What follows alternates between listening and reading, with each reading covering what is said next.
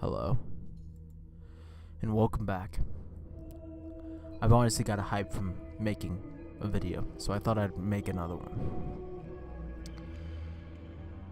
The video I recently made was, I'm an investigator, and this is the biggest missing persons case I've ever seen. Now, if you want to go check it out, it's at the top of my upload list as of the time that I'm recording this. However, of course, this will be at the top of the upload list upon you guys seeing this. Obviously, because, well, why the fuck not? YouTube is YouTube. Anyways, guys, I wanted to do a double upload today because, you know what, I cleaned out a space, made myself a little workroom, and I really love it, and I really dig kind of spending time in here making these videos. It gives me, it gives me a space to do what, I want to do, which is make videos. But anyways, guys, this new video, or this new story, comes from Reddit No Sleep. It's by Vengeful Kenny, and it's called There's Something Evil in the Woods. Let's jump right into it. It all started 2 months ago, and I can't keep it to myself any longer. My friends and family listened to me with interest at the beginning, but now they roll their eyes and grow impatient when I bring it up. The living thing in the woods.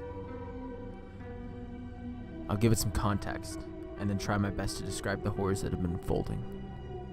I live right on the edge of an enormous forest, and I mean it when I say it's huge. The number of endangered species that live in these woods means that nobody can build or live in it, and hiking trails are strictly prohibited, although the forest is miles and miles deep. If you want to follow the law, then you are restricted to a trail that follows the edge of the forest and hardly shows you anything. It is also known that Native Americans used to live in these woods, and hikers happen to cross arrowheads there sometimes. Well, lately I'd been going through a bad breakup and spent a lot of time alone for a change. I found that the only way I can truly forget my problems and my depression for a little while is to hike in those woods and explore. I'd been leaving my house with a backpack loaded with some snacks and water, as well as my knife and a joint to smoke. Like I said, my house is a little isolated and right on the edge of the woods, so I walk about 200 yards and I'm there. Lately, I've made it a habit of heading off the trail directly into the woods, going slightly deeper with each hike. I rarely saw anyone on the trail in the first place, so I wasn't worried about getting caught off the trail by anyone. Plus, I have survival experience in the case of that anything like that would happen. It helped put me put things in perspective, being out there in nature alone. Plus, sometimes I would happen across a really great view or something cool, like an old chair or an ancient can of beans. So this day is no different. I left my house with my backpack and headed to the forest. It didn't take long until I was off the trail and headed deep into the woods. The sun was out, but the trees are so tall and thick that it seemed dark even on a bright day. A couple of rays of sunshine managed to break through the canopy of branches and leaves, providing a nice contrast to the dark stillness of the forest below. I took the sights in and walked through the forest almost entirely through mechanical instinct, my mind miles away, focused on my troubles and how upset I was about life at that moment. I was in a dark place that day, and even hiking wasn't breaking me out of it. I think I was being so mentally distracted. It's what led me to hike further than I ever intended to, and way further than I'd ever gone before. I might have even taken several wrong turns from my usual landmarks I don't even know. All I know is what happened soon after. I had been walking for at least another 45 minutes or an hour before I consciously realized I was lost. I usually followed a creek or looked at the mountains in the distance for reference, but at this point I was actually at the base of the mountain. It stood before me, craggy and barren with lush trees and more rocks the further you climbed. It was the first mountain of the mountain range, and behind me was the dense dark forest. I cursed myself for hiking this far in a daze, because judging from the sun, I only had about an hour of good sunlight left before the woods started getting really creepy. I decided to go to get a vantage point on the mountain so I could see which way was home. I found a nice overlook a little ways above the tree line and found the direction I needed to head back. This calmed my nerves a bit, and I decided it was a good spot to take a break. I gulped down a bottle of water and ate some snacks as I admired the view. I loved how the tops of the trees stretched as far as the eye could see, hiding everything below. It was a humbling perspective that I was looking for. I began smoking the joint before heading back, feeling my buzz getting stronger as I scanned the horizon aimlessly.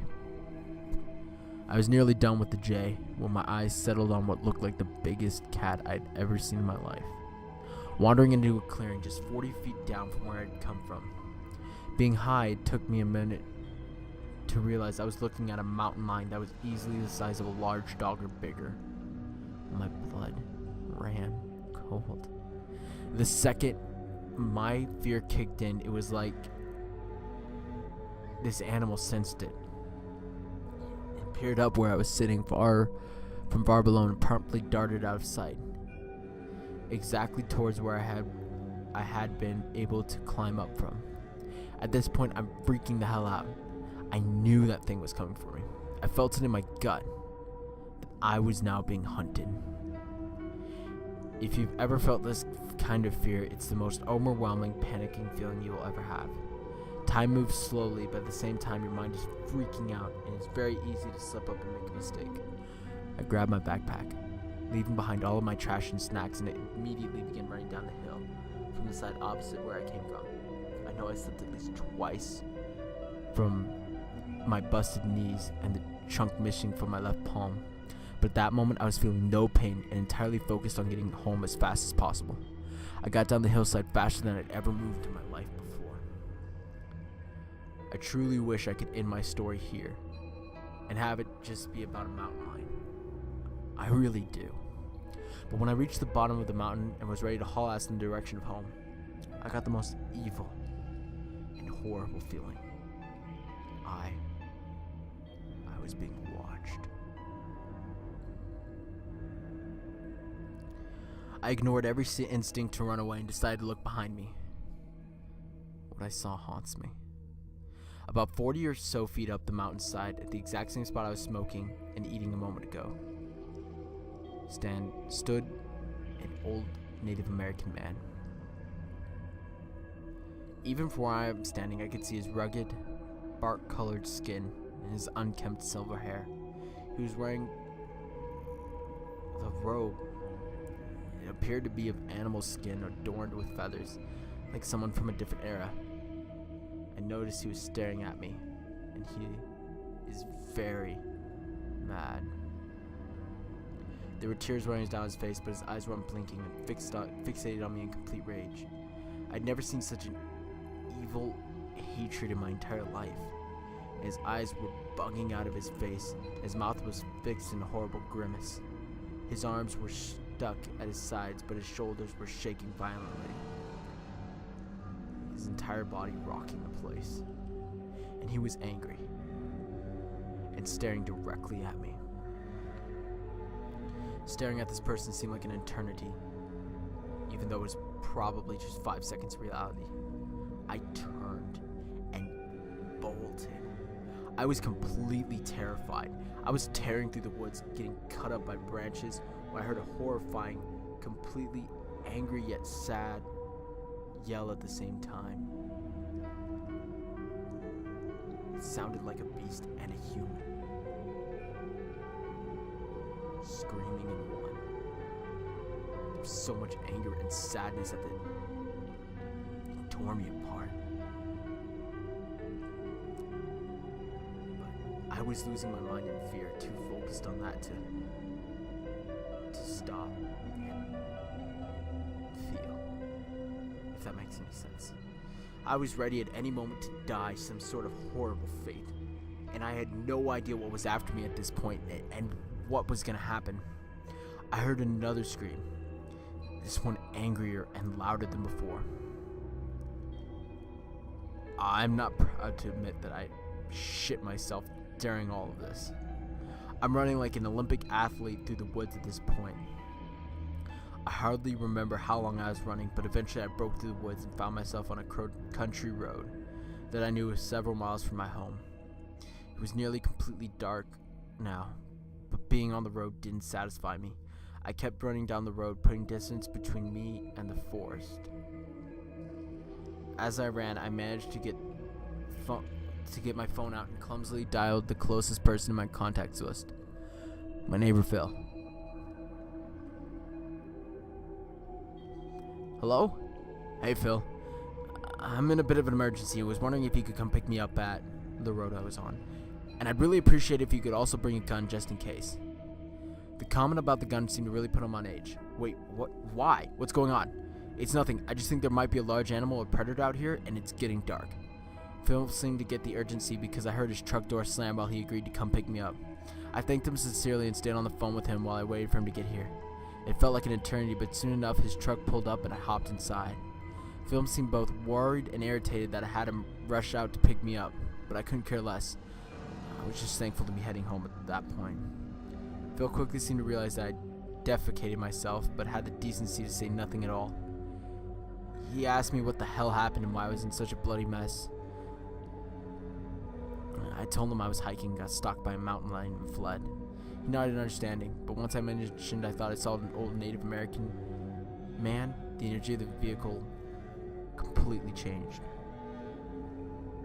I could practically feel Phil's arm hairs rising.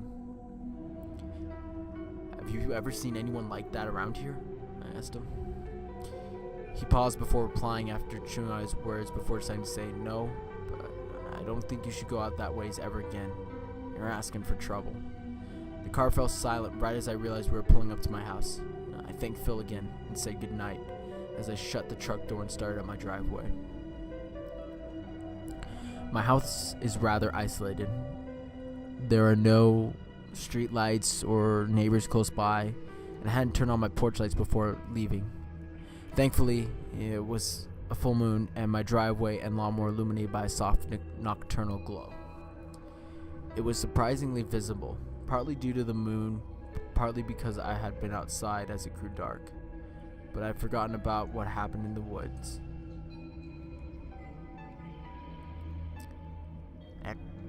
As I had forgotten all about what happened in the woods, my mind could only focus on how happy I was to be safe and home.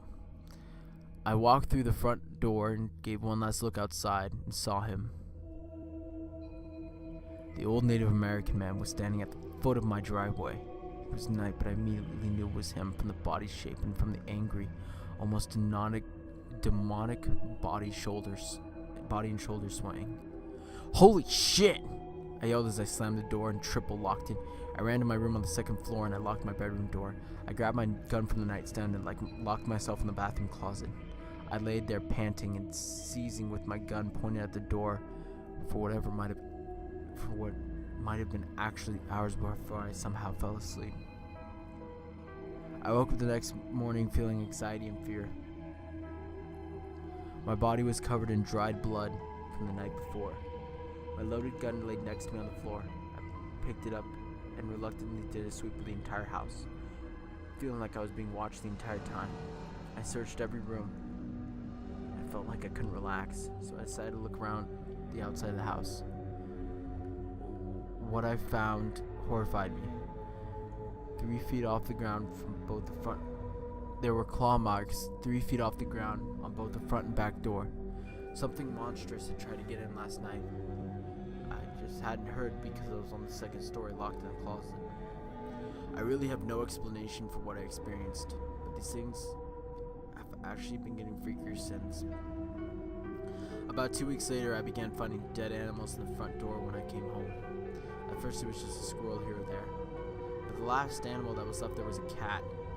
The weirdest part is there's no wounds or blood on the corpse. They just show up dead, like their necks were snapped or they were poisoned. I'm thoroughly freaked out and have thought about calling the police. Without evidence,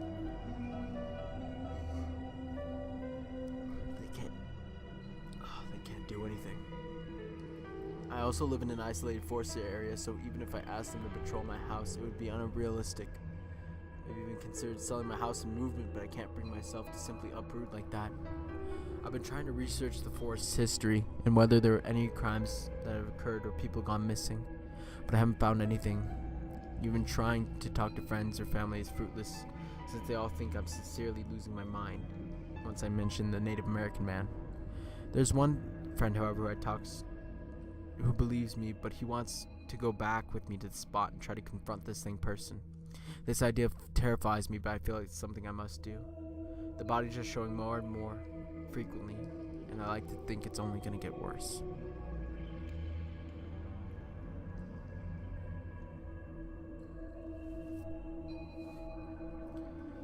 Well, guys, that does it for this story. I think it's time we moved on to the next one. I thought I decided I'd not make this a specific genre of stories, but rather a plethora of a multitude. I don't even know if I'm using the word right. I just like the word plethora. It's very, very fun to say. Plethora. Anyways, guys, if you guys don't know this about me, I used to work the graveyard shift at Taco Bell. Unfortunately, that doesn't exist anymore at my location, so I work the closing shift. So, this story hits a little close to home, seeing as how tonight I'll be going into work from 8 p.m. to 2 a.m. God knows what's gonna go rolling through those front doors.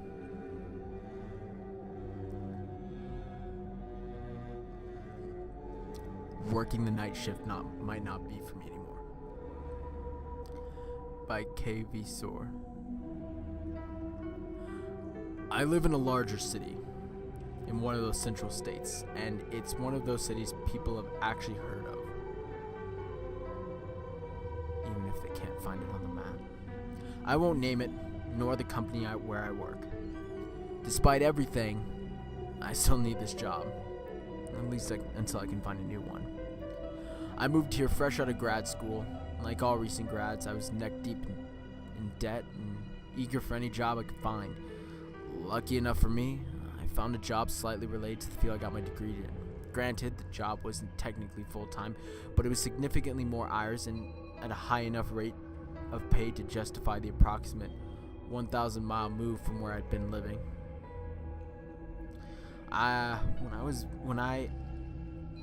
When I had been interviewed, I remember the woman who interviewed me telling me about the hours. It's a night shift, she explained. Thursday through Sunday from 10 at night to 5 in the morning. You'll be organizing, archiving, and cataloging materials for the firm, going back as far as the 1920s, but your priority would be working with the more recent materials, especially with the records for cases that have recently finished. Sounds fine, I said. Would I be primarily dealing with analog or digital materials?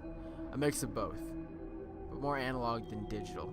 Even now, law is more of an analog field. Our conversation continued for 15 minutes, and I knew what the job was in reality: glorified night security. As in addition to handling records, I was to keep a log of anyone who came in or left the building. Far be it from me to complain, though. While the hours weren't great, it would mean I'd have no real social life. The pay was more than enough to compensate. I knew I'd still have to drive my old Honda Accord for Lyft or Uber or one of those companies to make any sort of impact on my loans, but it was better than nothing. My first months in the city working in an office were relatively quiet. True, my odd hours mean I didn't see a lot of my neighbors, and between the job at the office and dropping people off all over the city and constant calls from my university as I struggled to get a reasonable pay plan for my loans, I didn't have much of a social life. Still, I had no cause to complain.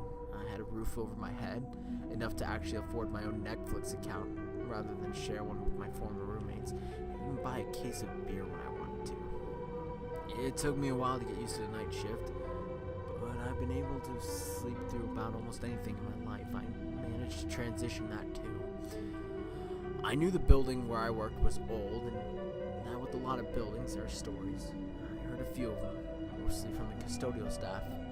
They were the standard sort of stories from a building about that age. I was able to pass them off as nothing. True, there were times when the lights would flicker, but I said, old building. Also, the computer I used seemed unaffected. As long as I did the work they needed, I got paid. On a Monday morning about 2 weeks ago, close to 3:30 p.m., I felt a bit of a chill. Well, I was a little surprised. It wasn't too unusual. After all, it was October, and the building was old. Maybe they hadn't turned on the heat yet. Maybe they wouldn't turn it on for the night staff.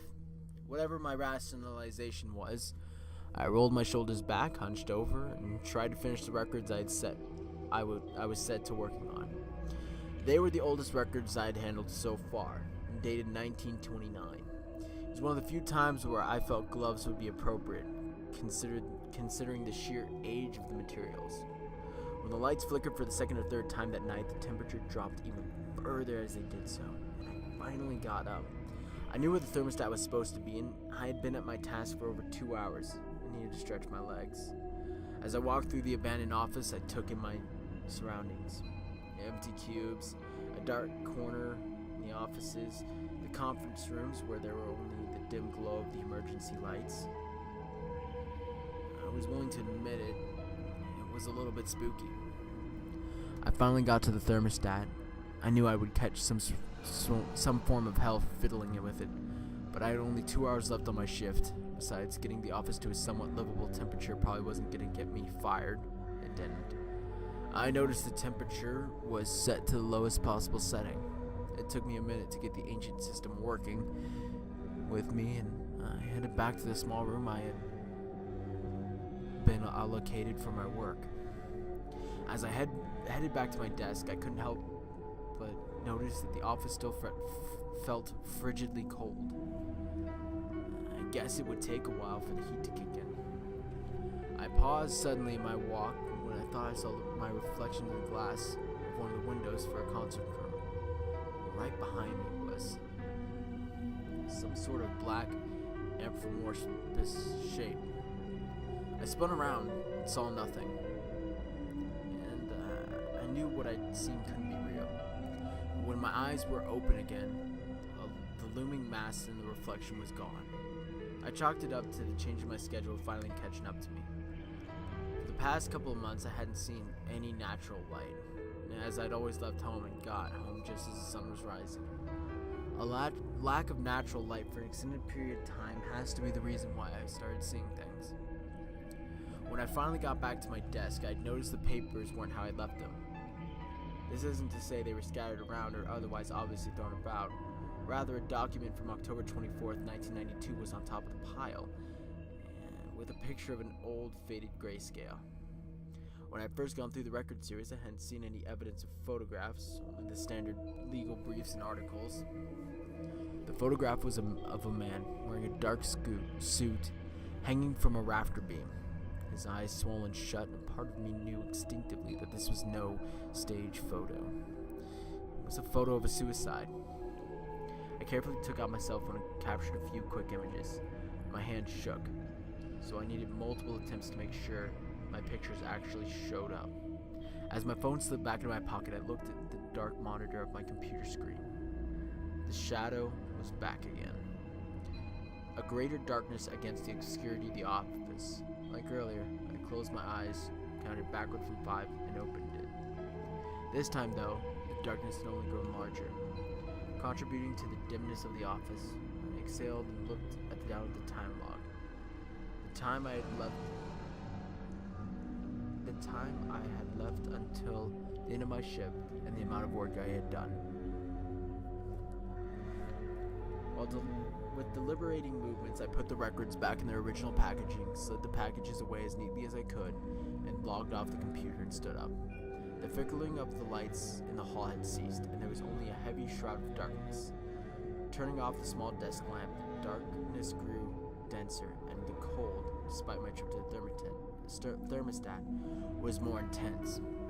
My teeth chattered as I walked through the empty building. Not even the custodians were about, having finished their shifts over an hour ago. I didn't dare look at either side, not knowing or not wanting to know what I might see in any reflection. Instead, I kept moving, not running, not wanting or needing to attract attention of whatever waited behind me.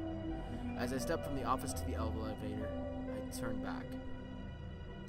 The only illumination was the emergency lights, which made things seem darker than they really were. I made sure not to scan towards any ceiling as I jabbed for the garage button. As the doors finally began to slide shut, I allowed myself a quick glimpse up at the ceiling. Only darkness, denser than a mere shadow, hung between the beams. It was a sort of darkness that looked back at you. In the pre-dawn darkness, I filled my cars with the sounds of some top 40 station or whatever.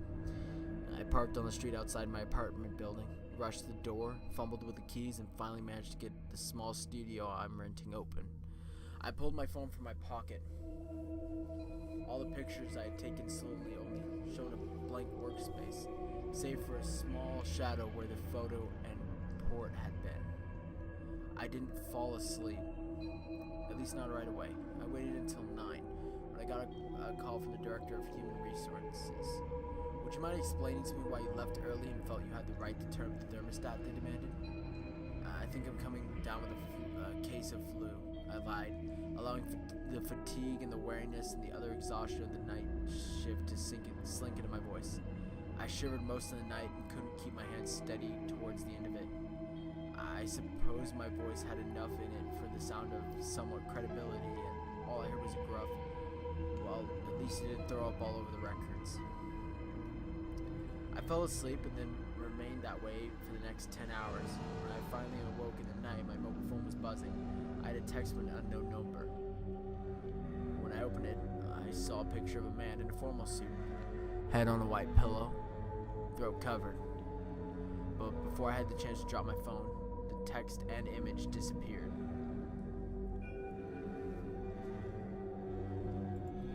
As I mentioned at the beginning of the story, I'm a recent grad student with bills to pay. When the following Thursday came around, I went in and made sure to bring my own flashlight. I also stayed clear of the records I had been working on. I get in on time, I do my work, and I leave. I take as few breaks as possible, and whenever I do need to get up, I keep my eyes straight ahead. I have, however, been sending out my resume to as many places as far from here as possible.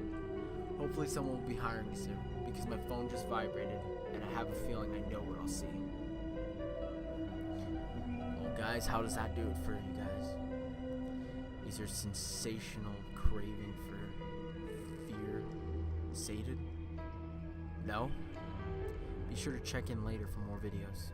Until then, this is Tristan Grimm, signing off.